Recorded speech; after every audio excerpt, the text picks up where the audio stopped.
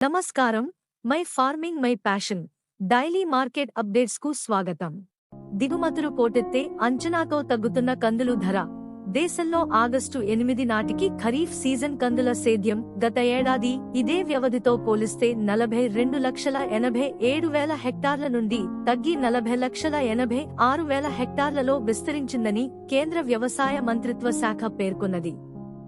ఇందులో రాష్ట్రాల వారీగా విస్తరించిన సేద్యం ఆగస్టు 11 నాటికి గుజరాత్లో 2,13,357 నుండి పెరిగి 2,18,717 హెక్టార్లు, రాజస్థాన్లో 3,000 నుండి 14,656 హెక్టార్లు, తెలంగాణలో ఆగస్టు 13 నాటికి 4,28,256 ఎకరాల నుండి 4,70,273 ఎకరాలలో విస్తరించిందని ఆయా రాష్ట్ర వ్యవసాయ శాఖలు పేర్కొన్నాయి.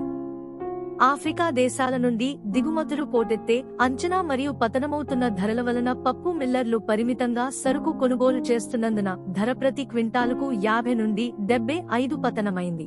అంతర్జాతీయ విపణిలో మయన్మార్ లెమన్ కందులు ఆగస్టు-సెప్టెంబర్ డెలివరీ $715 ప్రతి టన్ను సిఎన్ఎఫ్ ప్రతిపాదించినందున ముంబైలో దిగుమతి అయిన లెమన్ కందులు 50 తగ్గి 6,275 నుండి 6,300, మట్వారా కందులు 5,550, మొజాంబిక్ గజరి కందులు 5,625, సూడాన్ కందులు 6,300, చెన్నైలో లెమన్ కందులు 6,300 నుండి 6,325, ఢిల్లీలో 6,700 ప్రతి క్వింటాలు ధరతో వ్యాపారమైంది. మహారాష్ట్ర కందులు చెన్నై డెలివరీ 7,350 నుండి 7,400, గ్రేడింగ్ చేసిన సరుకు 7,800, గుజరాత్ బిడియన్ 2 కందులు 7,550 నుండి 7,600, ఎర్ర కందులు విరుద్ నగర్, సేలం డెలివరీ 7,000, తెల్ల కందులు 7,300, మహారాష్ట్ర, కర్ణాటక కందులు కట్నీ డెలివరీ 6,750 నుండి 6,850, రాయ్పూర్లో మహారాష్ట్ర, కర్ణాటక సరుకు 6,925 నుండి 7,000 ప్రతి క్వింటాలు ధరతో వ్యాపారమైంది.